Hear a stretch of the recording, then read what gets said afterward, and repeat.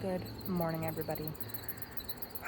It is Saturday morning. It is a crisp 68 degrees outside. It is absolutely beautiful. There is a slight breeze, and it is just my favorite temperature to be out in the garden, which is why I'm really excited. I'm really hopeful that a fall garden will actually produce for me, because it is just so enjoyable to be outside during this time of year. It's my favorite season by far. So I came out this morning to turn on my drip irrigation hoses, which I haven't done yet, just to make sure that my seedlings for fall stay moist, and kind of go over the garden with you guys at this point in mid-September.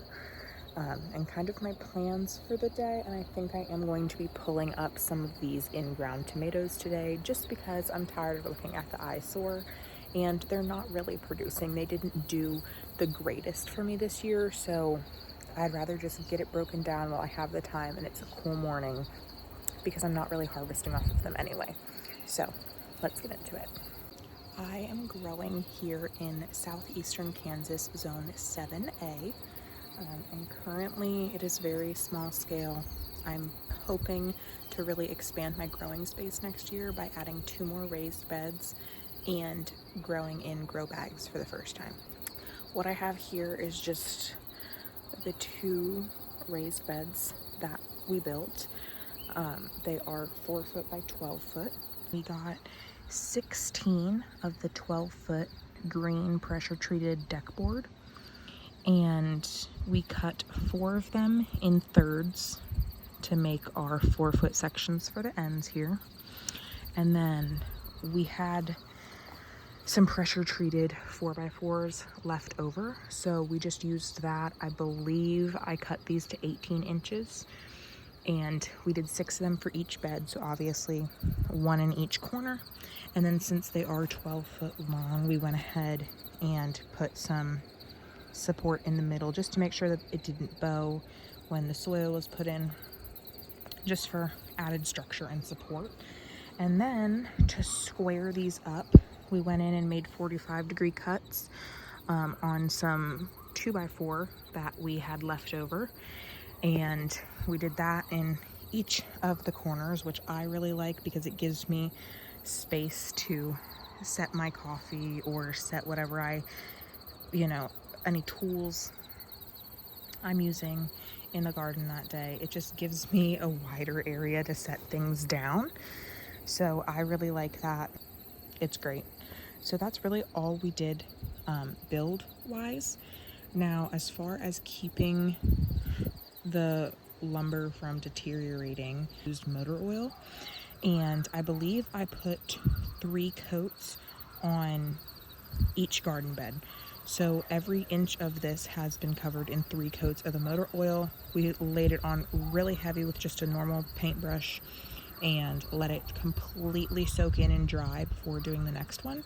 So that's kind of why it's got this darker kind of black. It's faded a little bit. This past year, it was really dark when we originally put it out here. At this point, it is September 14th. We are halfway through September already. Time is absolutely flying by, but it is my favorite time of year. So I'm hoping next year to build 2 more of these this fall, actually, and we're gonna just put the 2 out past these, so we'll have a little center area. I found this really cool trellis kind of canopy on Amazon, which I can link in the description if you guys want to check it out. But I'm hoping the dimensions of it are going to be wide enough for right here, because obviously we can't move these now that they're built and filled with soil. But it has just four trellises going up, and then it's got like a big canopy of trellis. So I'm hoping that I can put 1 of each of the 4 smaller, narrower trellises in each one of the 4 raised beds, like on the corners here, and then it'll kind of be a shade if I can plant something trellising on it, and it'll grow up and over the dome of it. I'm probably explaining it horribly, so I will put it in the description for you guys to click on and check out if you want to check out what I'm talking about. But this point in the garden, I really have given up on summer. I am just letting summer finish out whatever summer wants to be. So I can't even remember the last time I watered my tomatoes. And they, besides this one in here, which I believe is my blue creamberries, all of them look pretty decent. This is the only one that has the browning and such on it, and I don't know why. I think it might be because I didn't really 100% love the blue creamberries. It was my first year growing them. Just this small of a tomato, I really just didn't have. I mean, this is what they look like, right? This small of a tomato, I didn't really have a use for. So a lot of them I just left out here on the vine. So I'm sure the plant probably thinks it's produced its seeds for the year and it doesn't need to keep surviving. But everything else looks great. Again, I don't think I've watered in over a month, probably more. We did have a really wet season compared to what we have the last 2 years. So we were getting, whenever I was going to come out here and water, every 1-2 weeks we'd get a little rain shower. So I really wasn't concerned about it. I just kind of let the rain do its thing. I mean, and these plants, life got hectic this year. And with me changing jobs 3 times this year, the garden got a little neglected. The tomatoes got a little neglected. I was coming out here and trying to be proactive on pruning so they would have one main stalk, but obviously that didn't happen, and I just let it go because at the point that I came out here to try and get it under control, all the suckers had fruit on them, and I felt guilty cutting off the suckers that had baby tomatoes on them because to me that is the possibility of a harvest. So I didn't want to cut off something that already had harvest. So I just let the suckers stay and produce their fruit. Next year I'm hoping to be a lot more vigilant on the pruning, just because it does make it very hard to harvest tomatoes when they are this densely packed in here.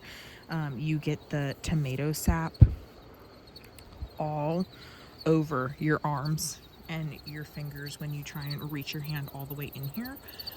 And it's also really hard to tell when fruit is ripe. I've missed out on a few slicers because they were just real back in there. These are the purple bumblebee cherry tomatoes. The bumblebee cherry tomatoes will be in my garden till the day that I die. I come out here and I pick them when they're blushing like this, and then I let them finish ripening on our kitchen table. And I have been quartering them and vacuum sealing them into bags so that this winter I can pull them out and put them in our rice and our pasta dishes, and they're already washed and quartered and ready to go. I have also these have been my heaviest producer this year. This is what they look like when they're more fully ripe. But I really have not gotten too many slicers yet, although I do have a decent amount of big, heavy, thick slicers still on the plants that probably are going to be cutting it close to our first frost and ripening, because that one right there is still like hard as a rock. But I've been getting slicers like this size, but these size ones that are like, oh, I should have brought a bowl. Oh. These sized tomatoes that are like literally the size of my whole hand, like the size of a softball, I have not gotten many of them. And I have a handful of these big ones. I believe that is an Abe Lincoln. And I think these over here are, I'm not sure what they are, obviously, because I didn't prune well, but these are so pretty. I think here's another one. See, you can't even barely see stuff in here. But I believe I have a Abe Lincoln, a Dr. Witchy's, a tiger stripe or something like that. I have a video from the day that I planted my garden when these tomatoes were just little transplants, and I made sure that I just had a stock video that I could go back and look on, telling me what the varieties are. But honestly, at this point, they have grown all over each other. So, like, there's slicers down at this end, but I didn't plant any slicers on this end. So, I don't know where these branches of this guy is coming from. But happy nonetheless. But yes, this bumblebee cherry tomato has been the most prolific producer in my garden. I have been putting them a lot in the freezer along with my paste tomatoes so that this winter, when I have nothing better to do, I can try my hand at making pasta sauce for the first time, because I have never done that before. This is my first year gardening in this space, and I think it went pretty well. There was a period of time when these tomatoes looked scraggly and thin like the in-ground tomatoes over there, and I thought that I was not going to get a harvest this year. I thought I had failed, that it wasn't going to work. So the fact that it turned into this bushy chaos, I just left it because it made me feel accomplished. Like I didn't fail my tomatoes this year. Then over here, I had a really, really rough bean year. This is like my third round of beans, and I didn't get any harvest off the first two. They just started looking like this before they would even give me any beans. So at this point, the beans on this plant, I think this is the Red Swan, I'm just letting them go so that I can have seeds for next year. This is one of my purple, I think this is the purple TP, I want to say. They're beautiful green beans. These ones I'm still getting a couple off of every now and then, so I haven't pulled it yet. It's been putting off a lot of baby beans, so I've just been kind of leaving it. But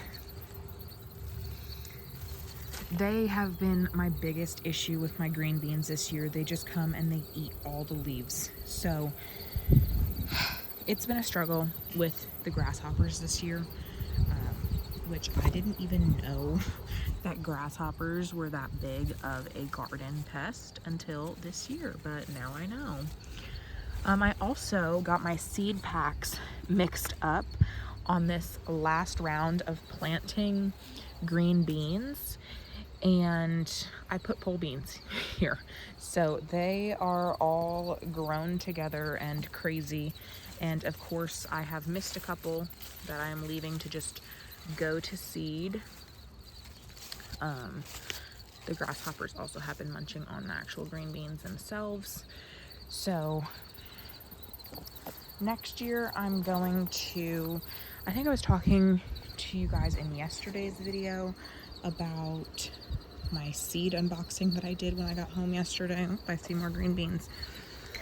And I was telling you guys that I want to really try pole beans for the first time next year.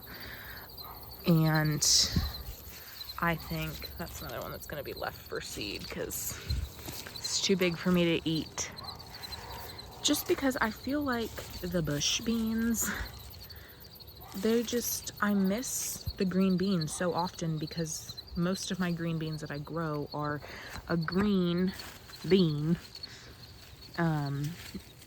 with the green foliage, so they just kind of blend in and they're so hard for me to see. So I'm very interested on seeing what it's like growing pole beans and seeing if they're easier to harvest. So I have this is my third round of green beans to be on this section of this garden bed this year. Now in the middle here is where I had pepper plants this year. Next year I will not be doing pepper plants in raised beds. They just did not do good. Besides this one bell pepper plant has been a trooper. I mean, she is thick and gorgeous. She has given me a lot of bell peppers. I love her. She will be staying in this garden until she gets taken out by the frost. I mean, look at her just still producing and giving me bell peppers. And it smells so good. All the little flowers, I mean, it has been a great bell pepper year from this plant. Now this is my second bell pepper that I planted, and it just stayed really tall, I mean really short and like yellow all season until the last few weeks when it started to cool down in the morning. It's really taken off and tripled in height and started putting off new growth.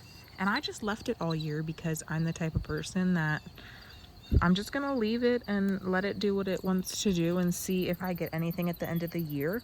But I'm sure I won't get a bell pepper harvest off of it because we are coming up on a month before our first frost. So I mean, she's got little buds in there, but I don't know. We'll see what she does. I also had a jalapeno in this bed over here. I already pulled it.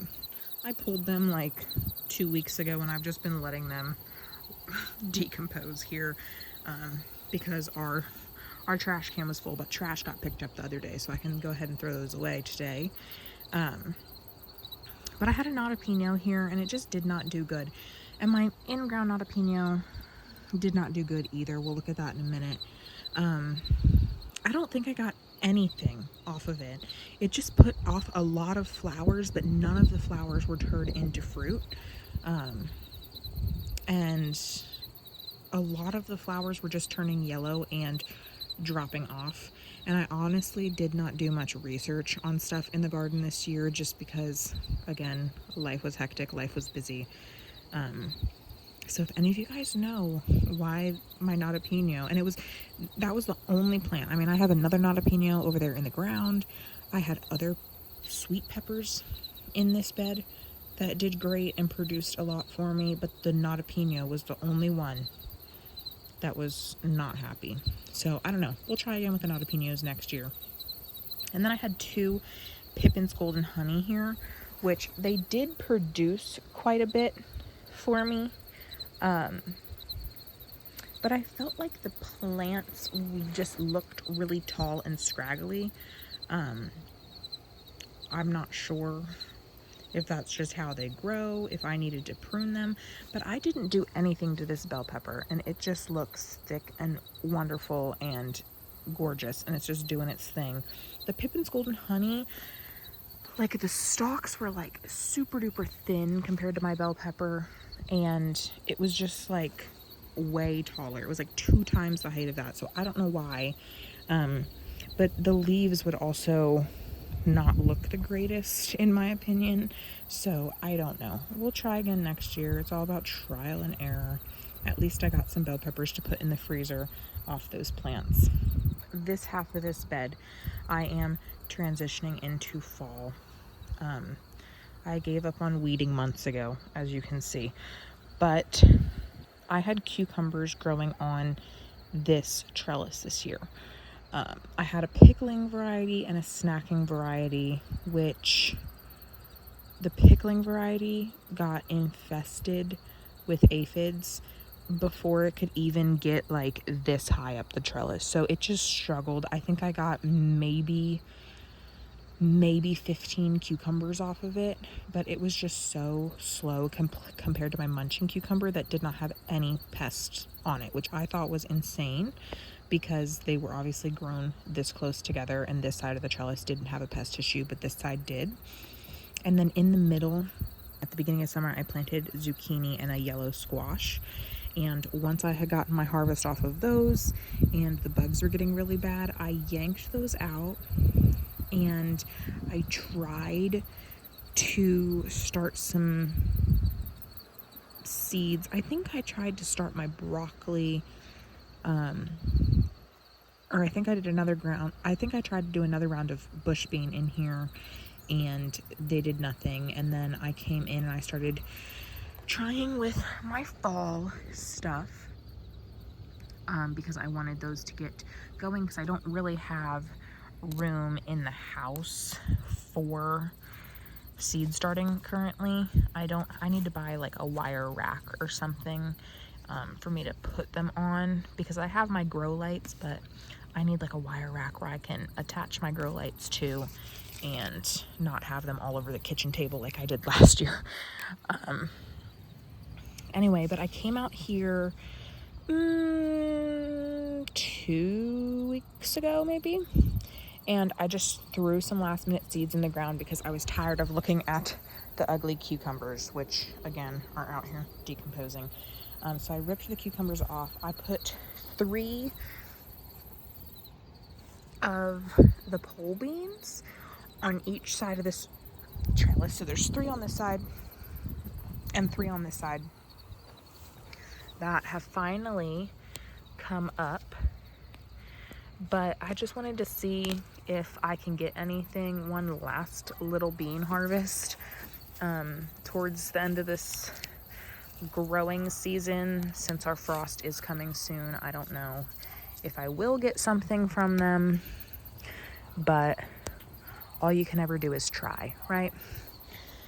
So then down here along the base of this garden bed, I put in some beet seeds, which you can see them. They're little purple undersides here. So I just kind of sprinkled the seeds in here.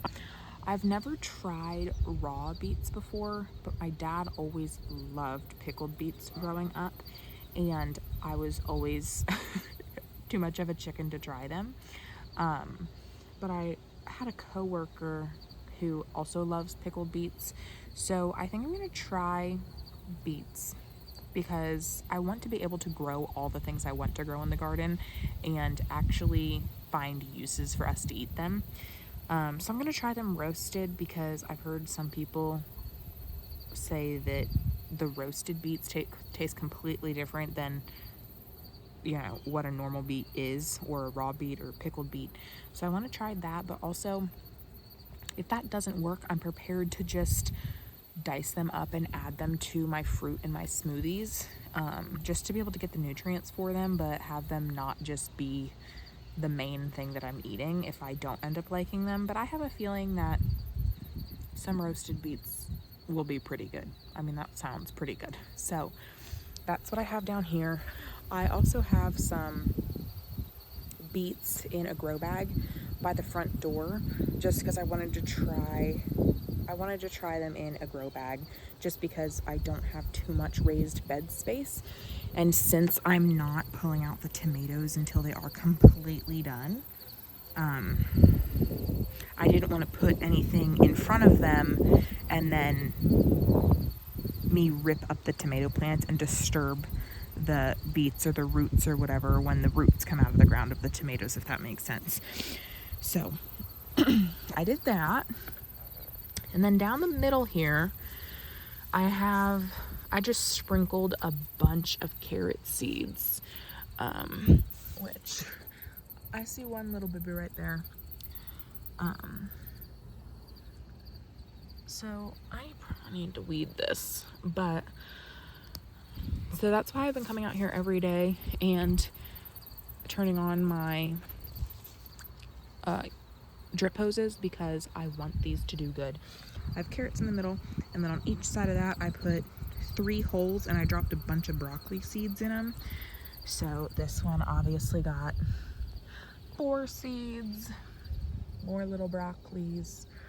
So we'll see what happens. I need to weed this garden bed out and such, but that's pretty much all I have in the ground direct sown for fall at this current time. I do have a cell tray up on the deck with some of my started plants. I tried to start them in those cell trays earlier, maybe about a month ago, and they died because I had them inside and they were getting really leggy, and then I threw them outside and the sun dried them up within a matter of like 2 hours, and I didn't notice, and I didn't come out and water them, so they died. They shriveled up, they died. So I'm trying again. I come out here every day and make sure that the bottom of that tray is watered, so even though the sun is, and they're in a shaded area, even though it gets really hot still in the afternoons and the sun does dry up the soil, that they have a bottom watering system to make sure that the soil isn't getting 100% dried out. And then when I get home in the afternoons, I go ahead and I water the top of the soil to make sure that it's moist, and they're growing pretty well. So if I can keep that up until it is time to rip these tomatoes out, that'll be great. But the thought of that is that those will be a decent sized by the time it's time for these tomatoes to get pulled out and this garden bed to get an overhaul, and those plants will hopefully just acclimate to that garden bed before it gets too cold. And then over here I planted some marigolds, and they just got eaten. Like, I came out here, I honestly forgot they were in here, but I planted these maybe 2 months ago, and I came out here and every single leaf was eaten off. And the ones over there that every leaf had gotten eaten off, they just shriveled up and died. So I thought that these ones were just goners. But I noticed the other day that they were tucked under this bell pepper plant, and they're actually growing. They're actually growing from the top. So I don't know what's going to happen with those, but I'm not going to yank them out anytime soon. That's for sure. So that's kind of all we've got going on in the raised garden beds currently. Not too much, not as exciting. Things are kind of winding down. I did come out here the other day and I was reading my book, and a hummingbird, like as soon as I sat down, a hummingbird came and was on those tomato flowers over there. It was so beautiful. So now next year it is my goal to plant more hummingbird flowers, like the ones that really attract the hummingbirds, because it was so beautiful. And I also want to get a little bird bath with one of those like pumps in it that you can get that kind of like make sure that the water stays running, so that I can see all the birds. And then out front, when I plant the flowers and everything for my cut flowers and landscaping the front yard, which hopefully is going to come within the next couple months, I want to get a bird feeder and such for out there, especially because Hawking, her window is that front window in the living room. She sits on the back of the couch all day long and looks out that window, and she loves looking at the birds. Obviously she's a cat, and I would just think it would be so cute for her to have a little, like, just a field day every day with the birds and everything that come to her window. I think that would be really cute and really enriching for her. Nothing too intriguing this time of year. Things are kind of just working their way out. We're in the middle of changing gears here. I have a bunch of house stuff I want to get done, a lot of projects that I need to get done,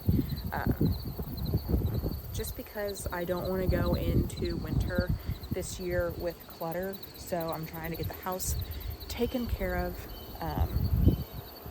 and kind of making sure that everything is clean and in order before it gets super duper cold and the days get really short, and all I'm going to want to do at that point in the year is bake and read my books. So I'm trying to get that stuff done. There's some administrative stuff that obviously I gotta get done. Everybody's got administrative stuff to do all the time, it feels like. Phone calls to make and things to figure out. So I've got to get that stuff done, and then obviously my garden projects. I'm really hoping that I can get these built before Thanksgiving. 2 more of these before Thanksgiving. I do have my car that's going in for some, hopefully not so major, but low-key major repairs this next week. So I'm kind of holding off on purchasing the materials for my garden projects until I figure out what the bill for my car is going to be, because obviously, even though I love the garden so much, my car obviously takes priority over the garden, because that's my means of getting to work. And if I can't get to work because my car doesn't work, then I don't have the money to be able to support my gardening hobby. So this time next week, I'll be able to decide when and the logistics of the time frame on how I'm going to get these next 2 raised garden beds done. In the meantime, though, I'm just going to continue working on my fall stuff, kind of pulling things up and getting it cleaned up so that we can fully transition here within the next month, and trying to make sure that I get my grow bags purchased so that they are ready to go for the spring and the summer garden next year, that I'm not rushing when it starts to get warm. I think once the fall garden is done and put in the ground, I'm going to change gears into obviously thinking about next summer and next spring, and kind of mapping out my garden and figuring out where I'm going to put things and how many seeds I need to start, and figuring out all the logistics that come with next year's garden so that we're prepared and ready to go. So with all that being said, I am going to let you guys go. Let me know down in the comments what your garden currently looks like. Is all your summer stuff gone for the year? Are you fully into fall mode? Are you trying to hang on to the last joys of summer like I am? And then what new seeds are you guys excited to start next year? Like any new varieties that you guys are trying that you've never grown before? Because I am so excited for all the things that are new this next upcoming year. And I'm so excited about the new growing styles that I'm trying.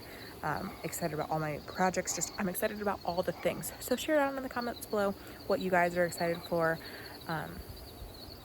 And yeah, I'll see you guys next time. And don't forget to dream big. Bye, y'all.